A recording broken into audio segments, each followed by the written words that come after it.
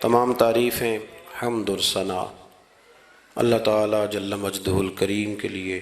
درود و سلام نبی اکرم نور مجسم شفیع معظم احمد مجتبیٰ جناب حضرت محمد مصطفیٰ صلی اللہ تعالیٰ علیہ وسلم کی ذات والا صفات کے لیے حمد و صلات کے بعد عزیز دوستو، بزرگوں، بھائیوں، اللہ تبارک و تعالیٰ نے قرآن حکیم میں نبی رحمت صلی اللہ تعالیٰ علیہ وسلم کی عظمتوں کا، شانوں کا، بلندیوں کا ذکر فرمایا ہے۔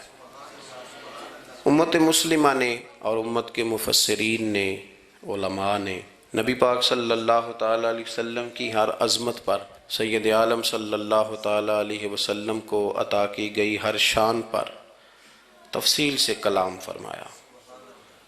ہمارے بزرگوں نے سید عالم علیہ السلام کی عظمتوں کو کھول کھول کر امت کو سنایا اور بتایا، لیکن پھر بھی بہت سارے پہلو تشنا ہیں، اور جیسے جیسے وقت گزرتا جائے گا امت تک حضور سید عالم علیہ السلام کی عظمتوں کو پہنچایا جاتا رہے گا اور لوگ اس سے استفادہ کرتے رہیں گے۔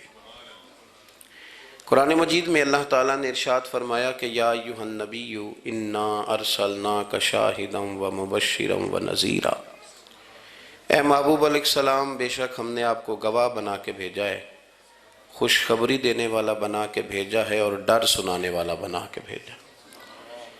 پھر فرمایا وَدَاعِيًا إِلَى اللَّهِ بِإِذْنِهِ، اور ہم نے آپ کو اللہ کی طرف دعوت دینے والا بنا کے بھیجا ہے اس کے اذن کے ساتھ، وَسِرَاجًا مُنِيرًا، اور آپ کو چمکتا ہوا آفتاب بنا کے بھیجا ہے۔ دنیا کے اندر انسان میں جو چیز اسے رغبت دیتی ہے، جو اس کو عمل پر ابھارتی ہے، وہ اس کا عقیدہ اور اس کی سوچ ہوتی ہے۔ انسان کے جو افکار ہوتے ہیں نا، جو اس کی سوچیں ہوتی ہیں، وہ اس کے عمل کو مرتب کرتی ہیں۔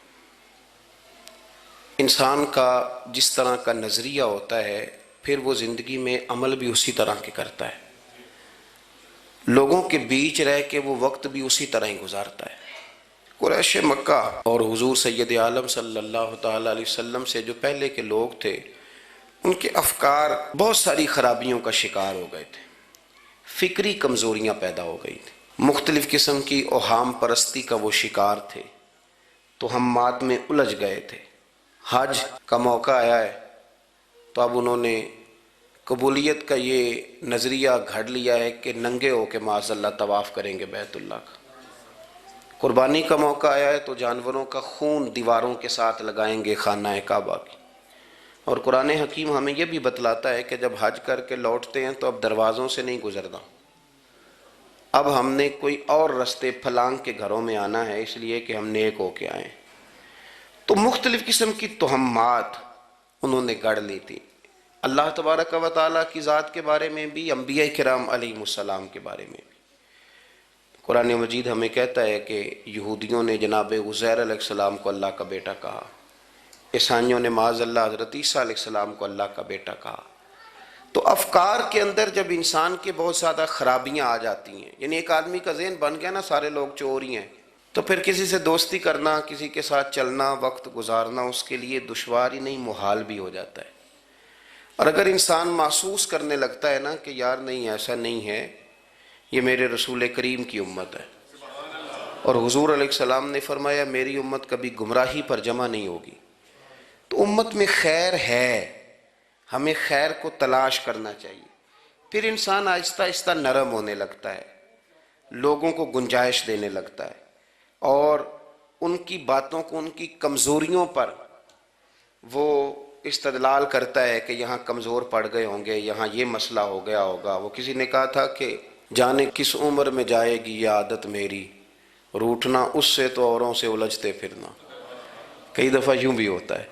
تو ہمارے ہاں افکار میں اگر حسن رہے، تازگی رہے، خوبصورتی رہے۔ اب بھی کچھ لوگ ایسے ہیں جو اعتدال کا رستہ چھوڑ جاتے ہیں۔ صوفیاء کی جماعت میں جب سے ملنگوں نے قدم رکھا ہے، اور بہت سارے ایسے لوگ جو کہتے ہیں کہ نہیں تمہیں نہیں پتہ، بات معرفت کی ہے، تو ان لوگوں نے بھی خرابی پیدا کر دی۔ پھر اس کا نقصان یہ ہوا کہ کچھ دانشوروں نے، شعراء نے، سیاستدانوں نے معاذ اللہ یہاں تک کہنا شروع کر دیا کہ جو جس کو بھی پکارتا ہے کسی نہ کسی روپ میں اللہ کو ہی پکارتا ہے۔ افکار میلے کر دیے۔ بھئی اگر جس کو بھی جو پکارا جا رہا تھا تو وہ معاذ اللہ اللہ کو ہی پکارا جا رہا تھا، جس کے سامنے جو جھکتا تھا تو کوئی نہ کوئی اس کے ہاں توحید پائی ہی جاتی تھی، تو پھر اللہ کے رسول بتوں کے خلاف کیوں جہاد کرتے رہے؟ پھر لا الہ الا اللہ کا کیا معنی ہوا؟ تو ایک تو وہ طبقہ آیا، پھر ایک الحاد اور بے دینی کا رویہ کچھ لوگوں نے یہ بھی اختیار کیا کہ معاذ اللہ انہوں نے مسبب الاسباب کی بجائے لوگوں کو اسباب پر زیادہ توکل کرنے کا معاذ اللہ درس دیا، دعاؤں سے کام نہیں چلتا، خالی نعروں سے بات نہیں بنتی۔ اس کو یہاں تک لے گئے کہ اگر آج انہیں حضور کا کوئی معجزہ بتایا جائے، کسی کرامت کی بات کی جائے، اللہ تبارک و تعالیٰ کی طرف سے عطا کردہ کسی انہونی ایسی بات میں جس میں خالصتاً قدرت الہی کا دخل ہو، تو ان لوگوں کے لیے ماننا مشکل ہو جاتا ہے، کیونکہ انہوں نے زور ہی اس بات پہ دے دیا ہے۔ تو ان سارے رویوں کے اندر ہمیں پھر پلٹ کر انہی تعلیمات کی طرف توجہ کرنی ہوگی جو مدینے والے محبوب نے ہمیں عطا فرمائی، جو حضور نے عقائد اور نظریات کا حسن ہمیں عطا فرمایا۔ یہ میرا دور گھبرائے ہوئے لوگوں کا دور ہے، پریشان لوگوں کا دور ہے۔ ڈپریشن کے مریضوں کی تعداد 65% تک پہنچ گئی ہے۔ اس قدر زیادہ لوگ ڈرے ہوئے، پتہ نہیں کیا ہوگا۔ جو غریب ہو گیا وہ جانتا ہے شاید کبھی بھی میرا ہاتھ نہیں پڑے گا، جو بیمار ہو گیا وہ سمجھتا ہے کہ شاید کبھی تندرست نہیں ہوگا۔ تو کمزوری آ گئی اور تیزی کے ساتھ آئی۔ ٹی وی پہ بیٹھے لوگوں نے بھی کمزور کیا۔ پھر ایک تعویذ دھاگے والے تھے، انہوں نے بھی کہہ دیا تینوں کسی نے کچھ کیتا ہے۔ وہ بھئی کنے کیتا ہے؟ کہندا ہے دا مینوں حکم ہی نہیں، مینوں تے شرارت دا حکم سی وہ میں کر چھڑی، تینوں کسی نے کچھ ہے۔ اب تو سوچتا رہ، جتنے تیرے دشمن ہیں تو ان کی لسٹ بنا لے۔ تو شرارتیں ہوئیں، لوگ کمزور ہوئے، افکار کے اندر کمزوری آئی۔ رسول کریم صلی اللہ علیہ وسلم لوگوں کو طاقتور کرتے، توکل کا درس دیتے، توحید باری تعالیٰ کے ستھرے جذبے حضور اپنے غلاموں کو عطا فرماتے، ان کی فکری حضور تربیت فرماتے، فکری۔ اللہ کے رسول صلی اللہ علیہ وسلم غار ثور میں موجود ہیں، ساتھ سیدنا صدیق اکبر رضی اللہ تعالیٰ عنہ۔ کفار جو گرفتار کرنے والے تھے، پیچھے لگے ہوئے تھے، وہ غار ثور کے دروازے تک آ گئے۔ جس طرح ڈاکٹر بول دیتا ہے، وہ کہہ دیتا ہے کہ اب جناب مشکل ہے، اگلے ہفتے آپ چلے جائیں گے، تو وہ جو کمزور لوگ ہیں انہوں نے اگلے ہفتے کیا جانا ہوتا ہے، وہ جب ڈاکٹر بتاتا ہے اسی وقت ہی فوت ہو جاتے ہیں۔ وہ کہتے ہیں اگلا ہفتہ تو لیٹ ہے، اسی وقت ہی سمیٹ لیتے ہیں سامان سفر۔ اور کچھ لوگ ایسے تھے، ڈاکٹر نے کہا کہ جناب آپ کی رپورٹس بتاتی ہیں کہ آپ بہت جلدی چلے جائیں گے، تو انہوں نے کہا جناب آپ جو کہہ رہے ہیں اپنے علم کے مطابق کہہ رہے ہیں، پر ہونا تو وہ ہے جو میرا رب کریم چاہے گا۔ یہ وہ جذبات ہیں جو ہمیں رسول کریم علیہ السلام نے عطا فرمائے۔ دیکھو حضرت ابوبکر صدیق رضی اللہ تعالیٰ عنہ کے ساتھ حضور غار ثور میں موجود ہے۔ کفار جو گرفتار کرنے والے ہیں وہ دروازے تک آ گئے، بالکل دروازے تک۔ جناب صدیق اکبر رضی اللہ تعالیٰ عنہ ان کو دیکھ کر تھوڑا سا گھبرائے، اپنے لیے نہیں، ذات مصطفیٰ کے لیے گھبرائے، کہیں حضور کو کوئی تکلیف نہ پہنچ جائے، تھوڑا گھبرائے۔ یا رسول اللہ وہ تو قریب آ گئے، اور اگر انہوں نے پیروں کی جانب جھک کر دیکھا تو وہ تو ہمیں دیکھ لیں گے۔ بالکل سرانے پہنچ گئے، یہ آ گئے، کھڑے ہو گئے، اور درمیان میں پردہ کیا ہے؟ مکڑی کا جالا، اور مکڑی کا جالا پھونک سے بھی اڑ جاتا ہے، تو مکڑی کا جالا بیچ میں۔ حضور وہ تو پہنچ گئے، ذرا جھک کر کے دیکھیں گے تو وہ تو ہمیں پکڑ لیں گے۔ اب یہ وقت تربیت ہے، اور وہ تربیت جو محبوب نے اپنے اس عظیم صحابی کی فرمائی، اس تربیت کو میرے رب کریم نے قرآن مجید میں بیان فرمایا۔ حضور فرماتے ہیں، رب فرماتا ہے کہ فرمایا محبوب نے، فرمایا لا تحزن، ابو بکر گھبرانا۔ یہ ایک موقع ہوتا ہے جب انسان کو گھیر لیتی ہیں مشکلات چاروں جانب سے، اور جو بھی آتا ہے وہ اسے مایوس ہی کرتا ہے، لیکن حالات کے سہمے ہوئے لوگوں کو بتا دو حالات بدل جاتے ہیں، ایک جیسے نہیں رہتے۔ کہا لا تحزن، ابو بکر گھبرانا، کیوں؟ ہماری فوجیں آ کے انہیں پکڑ لیں گی، یا اندر ہمارے پاس کوئی ایسا اسلحہ موجود ہے کہ ہم ان پر چھوڑ دیں گے تو یہ مر جائیں گے۔ لا تحزن، ابو بکر گھبرائیے مت۔ کیوں نہ گھبرائیے؟ اس لیے کہ ان اللہ معنا، بے شک اللہ ہمارے ساتھ ہے۔ جن کے ساتھ رب ہو انہیں گھبرانا نہیں چاہیے. انہیں گھبرانا کہ جو مصلح کی قوت ہوتی ہے، یہ دعا کی طاقت ہوتی ہے، دعا صلاح المومن، یہ جو قوت ہوتی ہے انسان کے پاس، یہ جو اس کے پاس ہتھیار ہوتا ہے کہ آج رات منا لوں گا میرا رب کرم فرما دے گا، یہ جو اس کے پاس قوت ہوتی ہے یہ اسے کمزور نہیں پڑنے دیتی، اسے طاقتور رکھتی. تو حضور نے افکار کے اندر یہ حسن پیدا کیا، لوگوں کو بتلایا کہ بجائے اس کے کہ تم کوئی چور رستہ تلاش کرو، کوئی سیاست کرنے کی کوشش کرو، تم کوئی ایسی راہ اختیار کرو جو تمہیں محسوس ہو کہ درست نہیں ہے، اس رستے نہ چلو، بلکہ تم اپنے رب کو منانے والے رستے پہ چلو. اور ترمذی شریف میں حدیث ہے، حضرت انس بن مالک رضی اللہ تعالیٰ عنہ فرمانے لگے کہ کریم محبوب علیہ السلام فرماتے ہیں کہ اپنے دکھڑے دنیا داروں کو نہ بتانا، سیٹھوں، نوابوں، چودھریوں، چاپلوسی کرنے کی ضرورت کوئی نہیں. اپنے دکھڑے دنیا داروں کو نہ بتانا ورنہ اللہ تمہیں کبھی غنی نہیں فرمائے گا. فرمایا اپنے دکھ اپنے رب کریم کی بارگاہ میں عرض کرنا، جلدی یا دیر سے اللہ تمہیں لوگوں سے بے نیاز کر دے گا. تربیت فرمائی. ہم لوگوں نے تیزی سے اپنے آپ کو کمزور کیا ہے، توجہ کا مرکز دنیا دار. وہ اکبر الہآبادی نے کہا تھا کہ مصیبت میں بھی اب یاد خدا ہم کو نہیں آتی، دعا منہ سے نہ نکلی جیبوں سے عرضیاں نکلی. اب بھی نہ لوگ درخواستیں جمع کراتے ہیں، دعائیں نہیں کرتے. تو بھائی ایک تو یہ کہ توحید باری تعالیٰ کے بارے میں اصل نظریات، افکار کا حسن، پاکیزگی، اور آپ کا اپنے رب کی جانب پورا توجہ کرنا. ہمارے ہاں اب تو خیر کرامتیں فیس بک پہ آتی ہیں اور لوگ اس کا سوال بھی بڑا تگڑا کر کے کرتے ہیں. اور جو بچے چھوٹے موٹے ہماری طرح طالب علم ہوتے ہیں، کچھ کتابیں پڑھنے والے دین کے، وہ کئی دفعہ الجھ جاتے ہیں کہ اب اس کو ٹیلی کیسے کریں، ساتھ کیسے جوڑیں. ایسی کرامتیں اور کرامت بیان کرنا بھی لوگوں نے ذمہ داری سمجھ لیا ہے، حالانکہ جڑے محرم راز حقیقت دے وہ تے راز حقیقت کھول دے ہی نہیں. اے جنہ ویکھیا نہیں او کرن گلاں، جنہ ویکھ لیا او تے بول دے ہی نہیں، تو بات ہی نہیں کرتے. تو کرامت نا جوڑ جاڑ کے نا کہیں فٹ کی جاتی ہے. آپ کو بخاری مسلم میں حدیث ملے گی، کوئی بھی ایسی اوہام پرستی، کوئی بھی ایسا نظریہ، کوئی بھی ایسی بات جو ذہن کو منتشر کرے، یعنی ابھی تک لوگ کہہ دیتے ہیں ہمارے کہ وہ کالی بلی رستہ کاٹ گئی تھی. تو معاملہ بڑا، میں ملتان شریف پہنچا تو مجھے وہاں ایک میرے سنگی کہنے لگے، بڑا پرانا ان سے ربط ہے، کہنے لگے کہ میں نے آج نہ تجربہ کیا ہے، ویسے واقعی کالی بلی رستہ کاٹی ہے تو مشکل ہو گئی ہے.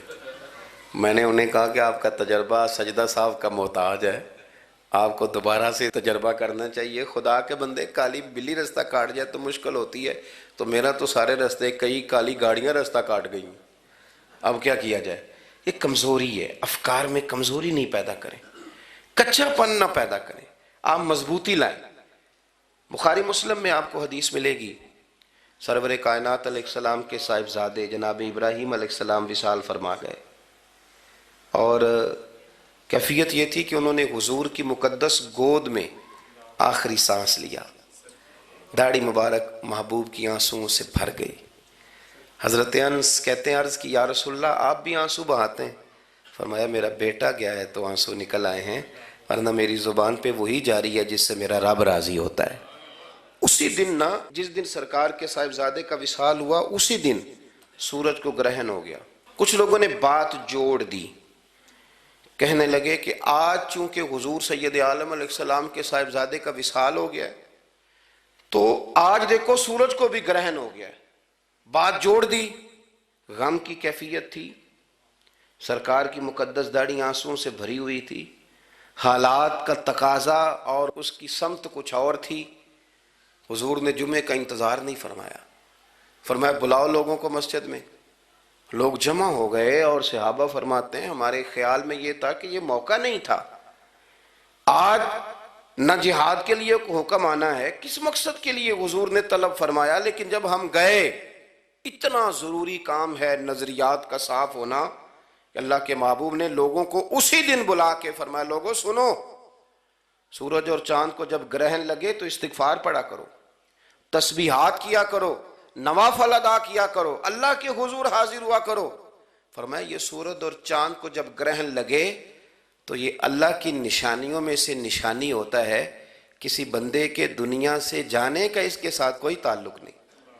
تم نے اپنے ذہن کو ٹھیک رکھنا ہے، افکار کو ٹھیک رکھنا، کسی بھی قسم کی تم نے اوہام پرستی کا شکار نہیں ہو۔ مضبوط رہیں، مضبوط رہیں، اٹھ باندھ کمر کیوں ڈرتا ہے، پھر دیکھو خدا کیا کرتا ہے۔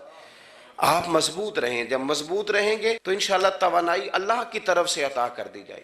دوسری بات، نبی پاک صلی اللہ تعالیٰ علیہ وسلم نے نا تمام انبیاء کرام علیہ السلام کے بارے میں لوگوں کے ذہنوں کی اصلاح کی۔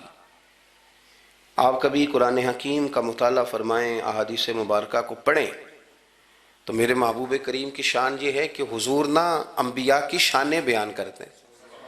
حضرت موسیٰ کلیم اللہ ہیں، کس نے ہمیں بتایا؟ قرآن و حدیث نے بتایا۔ شانیں بیان کی نبیوں کی، عظمتیں بیان کی۔ حضرت ابراہیم خلیل اللہ ہیں، یہ ہمیں قرآن نے بتایا، حضور نے بتایا، لیکن ساتھ ہمیں یہ بھی بتایا کہ ہیں یہ اللہ کے بندے، ہیں یہ اللہ کے رسول۔ نبی پاک صلی اللہ تعالیٰ علیہ وسلم نے افکار اور نظریات انبیاء کے بارے میں لوگوں کے درست فرمائے۔ مجموع الزوائد میں حضرت مولا علی شیر خدا رضی اللہ تعالیٰ عنہ کی حدیث مروی ہے، ایک بدو آ گیا حضور کی بارگاہ میں کچھ مانگنے کے لیے۔ مولا کائنات رضی اللہ تعالیٰ عنہ فرماتے ہیں سرکار جب کسی بات کا جواب نہ دینا چاہتے تھے تو خاموش ہو جاتے تھے، کچھ دیر خاموش رہتے تھے، اور حضور کا خاموش رہنا بھی ہمارے محدثین نے محفوظ کیا ہے۔ اقسام حدیث میں سے ایک حدیث ہے جسے حدیث تقریری کہا جاتا ہے، وہ حدیث ہے جس میں حضور خاموش رہے، کوئی کام کیا گیا تو سرکار خاموش رہے۔ حضرت مولا علی کہتے ہیں حضور نہ خاموش ہو گئے، لیکن چونکہ دیہاتی تھا، سادہ تھا، اس نے جب بار بار گفتگو چھیڑنا چاہی تو پھر حضور نے فرمایا چل پھر مانگ لے کیا مانگتا ہے، مانگ لے پھر کیا مانگتا ہے، کر سوال۔ دیہاتی تھا، سادہ آدمی تھا۔ مولا کائنات فرماتے ہیں ہمیں یوں لگا کہ اب نہ یہ آخرت اپنی سوار جائے گا، جنت کا سوال کرے گا، لیکن بڑا ہی سادہ تھا۔ مانگنے پہ بھی آیا تو کیا مانگا؟ کہنے لگا یا رسول اللہ صلی اللہ علیہ وسلم میں نے سفر کرنا ہے، مجھے ایک اونٹنی عطا کر دیتے۔ حضرت سلطان باہو سے کسی نے کہا کہ بڑے لوگ مرید ہوتے ہیں، تو فرمانے لگے رابطہ طالب کوئی نہیں ملیا، جو ملیا طالب زرد آؤ۔ تو بہت سارے لوگ ایسے آتے ہیں جو کامل شیخ کے پاس بھی آ کے کہتے ہیں دکان کوئی نہیں چلتی، یہ تو کسی سیٹ سے مشورہ کر لیتے، کاروبار چلانے کا آپ کو ڈھنگ بتا دیتا۔ یہ یہاں آ کے بھی آپ نے یہی سوال کیا، نہیں یہاں پہنچ کے بھی یہی سوال۔ تو نبی پاک صلی اللہ تعالیٰ علیہ وسلم سے کہنے لگا ایک اونٹ دے دیں آنے جانے کے لیے۔ حضرت علی کہتے ہیں ہمیں بڑا افسوس ہوا، یار تو آیا کہاں پہ ہے اور تو مانگ کیا رہا ہے؟ تو بارگاہ دیکھ اور اپنا سوال دیکھ، تو کہاں کھڑا ہے، کیا مانگ رہا ہے؟ حضور مسکرائے اور مسکرا کر کے فرمایا کہ اونٹ تجھے دیا، چل کچھ اور بھی مانگ لے۔ حضرت علی کہتے ہیں ہم نے کہا اب جنت مانگے گا یہ حضور سے؟ تو بڑا ہی بھولا تھا، کہنے لگا جی اگر آپ کچھ اور بھی دینا چاہتے ہیں تو اونٹ پہ ڈالنے کے لیے کجاوا بھی دے دیں۔ تو حضرت مولا علی شیر خدا فرماتے ہیں ہمیں پھر بڑا افسوس ہوا کہ یار دیکھو اتنا چانس ملا ہے پھر کھو دیا ہے۔ رسول کریم علیہ السلام بھی مسکرائے، اور سرور کائنات کی جو مسکراہٹ ہوتی تھی وہ نہ خوشیاں تقسیم کرتی تھی۔ اعلیٰ حضرت رحمت اللہ علیہ فرماتے ہیں جس کی تسکین سے روتے ہوئے ہنس پڑے، جس کی تسکین سے روتے۔ اب یہاں سوال پیدا ہوتا تھا کہ پھر اس مسکراہٹ کے لیے تو انتظار کرنا پڑتا ہوگا کہ حضور مسکرائیں تو روتے ہوئے ہنسیں، تو اگلا شعر بھی ہے اور جواب بھی ہے۔ فرمانے لگے جس کی تسکین سے روتے ہوئے ہنس پڑیں، اس تبسم کی عادت پہ لاکھوں سلام۔ یہ تو عادت ہے حضور کی، یہ تو عادت ہے مسکراتے رہنا۔ تو حضور بھی زیر لب مسکرائے۔ تیسری دفعہ میرے کریم نے پھر فرمایا چل مانگ لے کچھ، تجھے ایک چانس اور دیتے ہیں۔ پر مولا کائنات فرماتے ہیں بڑا ہی بھولا تھا، تیسرا چانس ملا، گویا گولڈن چانس ملا، لیکن پھر بھی وہیں کا وہیں رہ گیا۔ کہنے لگا ٹھیک ہے اگر آپ کچھ اور بھی دینا چاہتے ہیں تو میرا سفر لمبا ہے، آنے جانے کا خرچہ بھی دے دے۔ اللہ اکبر۔ اب حضور عقائد کی بابت بتانے لگے کہ رسالت کے بارے میں، محبوب کے بارے میں عقیدہ کیسا ہونا چاہیے؟ تو حضور علیہ السلام فرمانے لگے تجھ سے تو وہ بنی اسرائیل کی بڑھیا ہی اچھی تھی۔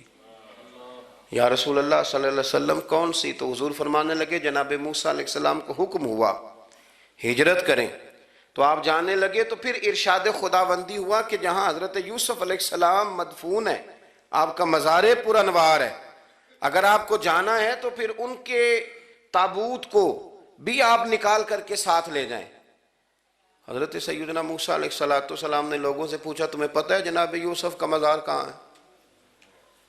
کسی کو نہیں پتا، ایک بوڑھی اماں ہے ضعیف العمر، اس کو خبر ہے۔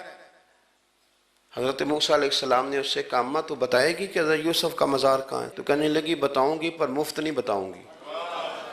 یہ حضور بیان کر رہے ہیں، بتاؤں گی پر فری میں نہیں بتاؤں گی، میں نا مفت تھوڑی بتاؤں گی۔ فرمایا چل تو اپنی قیمت بتا بتانے کی، تو کہنے لگی میں اس شرط پہ جناب یوسف کے مزار کا پتہ بتاؤں گی کہ آپ مجھے جنت میں وہ والا گھر دیں گے جس کے پڑوسی جناب موسیٰ علیہ السلام ہو۔ آپ کے پڑوس میں گھر چاہیے، تجھ سے تجھی کو مانگ کے میں نے مانگ لی ساری کائنات، وہ والا مکان چاہیے جس کے پڑوسی آپ ہوں۔ تو حضرت موسیٰ کلیم فرمانے لگے اماں چل جنت مانگ، تو نبیوں کے قریب مکان مانگ رہی ہے، وہ تو بڑا اونچا درجہ ہوگا، تو بڑی دور پہنچ گئی، اتنی بڑی سوسائٹی میں پلاٹ مانگ لیے، وہاں پہنچ گئی۔ تو بوڑھی کہنے لگی ٹھیک ہے پھر اگر یہ معاملہ ہے تو پھر ختم ہو گئی بات، اگر آپ نہیں بتاتے تو جائے میں بھی نہیں پتہ بتاتی۔ جب وہ اڑ گئی، ٹھہر گئی، اور اڑی بھی کس طرح، یہ بھی میرے اللہ کی توفیق، میری طلب بھی تو تیرے کرم کا صدقہ ہے، میری طلب بھی تو تیرے کرم کا صدقہ ہے، یہ پاؤں اٹھتے نہیں بلکہ یہ اٹھائے جاتے ہیں۔ تو وہ کہنے لگی میں نہیں پھر بتاتی، آپ کسی اور سے پوچھ لیں۔ جناب موسیٰ خاموش ہوئے تو ارشاد خداوندی ہوا کلیم اپنے پڑوس میں مکان دینے کا وعدہ آپ کر لیں اور مکان انہیں میں عطا کر دوں گا۔ تو حضور سید عالم صلی اللہ تعالی علیہ وسلم نے اس بدو کی موجودگی میں تربیت فرمائی صحابہ کی، یہ چیزیں بھی حضور نے عطا فرمائی۔ لیکن جب تمہیں کہا جائے مانگو تو پھر یہ کریم رسول کا دروازہ ہے، مانگیں گے مانگے جائیں گے اور منہ مانگی پائیں گے، سرکار میں نہ لا ہے نہ حاجت اگر کی۔ تو افکار کا حسن، نظریات کی پاکیزگی، ہمارے ہاں نا آج کل جو ہمیں لیکچر دیے جاتے ہیں نا، بالخصوص جو طلباء سائنس پڑھتے ہیں تو وہ جب سوالات اٹھاتے ہیں تو اس میں کچھ ایسی چیزیں بھی آتی ہیں، یہ ابھی کورونا کے حالات جب پچھلے دنوں چل رہے تھے تو اس وقت دو تین قسم کے لوگ ہوئے، ایک تو وہ ہوتے ہیں جو بالکل ہی ڈرتے، کہتے ہیں چھوڑو جو ہوگا دیکھا جائے گا، اور ایک وہ ہوتے ہیں جو اتنا ڈرتے ہیں کہ بیچارے اپنے سائے سے بھی ڈرنے لگ جاتے ہیں۔ تو یہ دونوں باتیں جو ہیں یہ درست نہیں ہیں۔ درست کیا ہے کہ آپ احتیاط بھی کریں گے پر بھروسہ اپنے رب کریم کی ذات پر کریں گے، بھروسہ اللہ پر۔ تو لوگوں کو ڈرایا جاتا ہے اور جو خوف پھیلایا جاتا ہے ہمارے ہاں وہ بڑا عجیب قسم کا انداز ہے، قبر کو کھڑکی کوئی نہیں ہوتی، دروازہ کوئی نہیں ہوتا، آکسیجن کیسے جائے گی۔ یا آپ کبھی ٹویٹر پر مختلف بڑے لوگوں کے پیغامات دیکھیں تو موت کے بارے میں جب وہ چیزیں شیئر کرتے ہیں تو عجیب سا رنگ اس کا محسوس ہوتا ہے کہ اللہ جانے یہ بیچارہ کہاں کھڑا ہو گیا ہے، اور خوف، اور لوگ اس کا ذہن بنا کے ڈرتے ہیں۔ ڈرنا چاہیے، ضرور ڈرنا چاہیے، لیکن ایک بات یاد رکھیں، حضرت مولا علی فرمایا کرتے تھے کہ ڈرنا تو اپنے اعمال سے چاہیے اور ان کو درست کرنا چاہیے۔ ڈرنا تو اس چیز سے چاہیے کہ کیا ہم نے وہ رستہ اختیار کیا ہے جو قبر کو بالکل تنگ کر دے گا، جو جہنم کے گڑھوں میں سے گڑھا بنا دے گا۔ اگر وہ رستہ ہے اور اس پر آپ چلے ہوئے ہیں، آپ سخت ہو گئے ہیں، آپ نے سوچنا چھوڑ دیا ہے، آپ نے حقوق العباد کے معاملے کو ترک کر دیا ہے، آپ اپنی طبیعت کے لحاظ سے لوگوں کو ستانا مشغلہ بنا بیٹھے، آپ حلال حرام کی تمیز چھوڑ گئے، نگاہوں کی صفائی سے لے کر رزق حلال کو پیٹ میں لے جانے تک اگر غیر محتاط ہو گئے تو پھر تو خوف کھائیں۔ لیکن یہاں ان نظریات کی بابت جو حضور نے ہماری تربیت فرمائی، تو حضور نے ہمیں یہ نہیں فرمایا کہ میرا مومن ہو تو تم اسے کھڈے میں چھوڑ آؤ گے، ہو زندگی تقوی اور محتاط رہ کر گزارنے والا اور تم اسے کھڈے میں چھوڑ آؤ، یہ نہیں ہے، بلکہ فرمایا جو میرے مومن کی قبر ہوتی ہے روضۃ من ریاض الجنہ، وہ تم اسے نہ کھڈے میں نہیں چھوڑ کے آئے، باغ میں چھوڑ کے آئے ہو۔ آپ باغ کا تصور کریں پھر قبر کو سوچیں. نہیں باغ میں چھوڑ کے، اور باغ بھی معمولی نہیں، جنت کے باغوں میں سے باغ، جنت کی کیاریوں میں سے روضۃ من ریاض الجنہ. اب ذرا اس اینگل سے آپ اپنی قبر کو سوچیں، اس رویے کے ساتھ کہ اگر قبر آپ کی جنت کا باغ ہے تو باغ میں جاتے بندہ ڈرتا تو نہیں، اور باغ اتنا حسین ہے کہ جس میں پہلی آنکھ کھلے گی تو پہلی نظر اٹھے گی تو مدینے والے محبوب کا چہرہ نور نظر آئے گا. اتنا شاندار باغ ہے. آپ اس کی رعنائی، اس کا حسن اور اس کی خوشبو کو ملاحظہ فرمائیں. تو حضور نے نا ہماری تربیت فرمائی. میں اکثر کہا کرتا ہوں احباب سے کہ انسان 10-15 سال کے بعد پردیس سے واپس لوٹے اور ماں اگر موجود ہو نا گھر میں، اتنا تگڑا استقبال کرتی ہے کہ مزہ آ جاتا ہے. اس کا بس نہیں چلتا، مکان بھی نہیں بنا دے، فلانی چیز بھی نہیں لے آؤ، میرا پتر آ رہا ہے، فلانی بھی. تو سالوں بعد بندہ گھر لوٹے تو ماں اتنا استقبال نہیں کرتی جتنا قبر میں اللہ کی رحمت بندے کا استقبال کرتی. اس لیے جب یہ سوچ بن گئی تھی نا صحابہ کی حصول جنت کی، تو پھر ان کو لگاؤ ہو گیا تھا. پھر دنیا کی زندگی، جاہ و جلال، مال و دولت اتنا زیادہ وقت نہیں رکھتا تھا ان کی نظر میں. پھر وہ سمجھ گئے تھے اس بات کو کہ کن فی الدنیا کانک غریب و عابر سبیل. سمجھ گئے تھے کہ یہ مسافر ہیں ہم یہاں. اور وہ پھر اتنا زیادہ اپنے ذہن پہ چیزوں کو سوار نہیں کرتے تھے، محسوس کرتے تھے کہ اتنی زندگی ان کی ہے، اتنی زندگی ان کی گزر گئی ہے، محسوس کرتے تھے. اور اس پر پھر وہ جو فوکس کرتے تھے وہ آخرت کے لیے کرتے تھے. ایک خاتون حضور کی بارگاہ میں حاضر ہوئی. یہ بھی سیاستہ میں آپ کو روایت ملے گی، بہت ساری کتابوں میں ہے لیکن اس کی اصل آپ کو بخاری شریف میں ملے گی. حضرت ابو ہریرہ رضی اللہ تعالیٰ عنہ فرماتے ہیں کہ خاتون آئی تو اس نے آ کر نا بڑے درد کے ساتھ حضور کی بارگاہ میں استغاثہ پیش کیا. عرض کرنے لگی یا رسول اللہ صلی اللہ علیہ وسلم، میں نا مرگی کی مریض ہوں اور بڑی تکلیف میں ہوں. یہ جو مرگی کا مرض ہوتا ہے یہ اعصابی بھی ہے، جسمانی بھی ہے. ذہن کو کنٹرول کرتا ہے اور انسان جسمانی طور پر بھی بالکل اس وقت جب دورہ ہوتا ہے مفلوج ہو جاتا ہے، ذہنی طور پر بھی خوشی غمی آنا جانا دشوار ہو جاتا ہے انسان کے لیے. تو وہ خاتون عرض کرتی ہے یا رسول اللہ صلی اللہ علیہ وسلم مجھے مرگی ہے، کریم آپ دعا فرمائیں رب مجھے شفا عطا کر دے. حضور دعا فرما دیا کرتے، اللہ تعالیٰ نے میرے محبوب کے وجود کو شفا بنایا. لعاب دہن مولا علی کی آنکھوں پہ لگائیں تو رب کریم فوراً شفا عطا فرمائے. لیکن حضور نا تربیت جب کرتے نا، تربیت لوگوں کے بیچ، تو پھر نظریات کو، عقائد کو، افکار کو حضور غسل دیتے، وضو کراتے. یہاں بھی سرکار نے صحابہ کے بیچ اس خاتون سے گفتگو فرمائی اور حضور فرمانے لگے اگر تو کہے تو میں دعا کرتا ہوں رب تجھے شفا دے دے گا. حضور فرمانے لگے اگر تو کہے میں دعا کرتا ہوں اللہ شفا دے گا. اور فرمایا اگر تو کرے صبر تو میرا وعدہ ہے رب بغیر حساب کتاب جنت عطا کرے گا.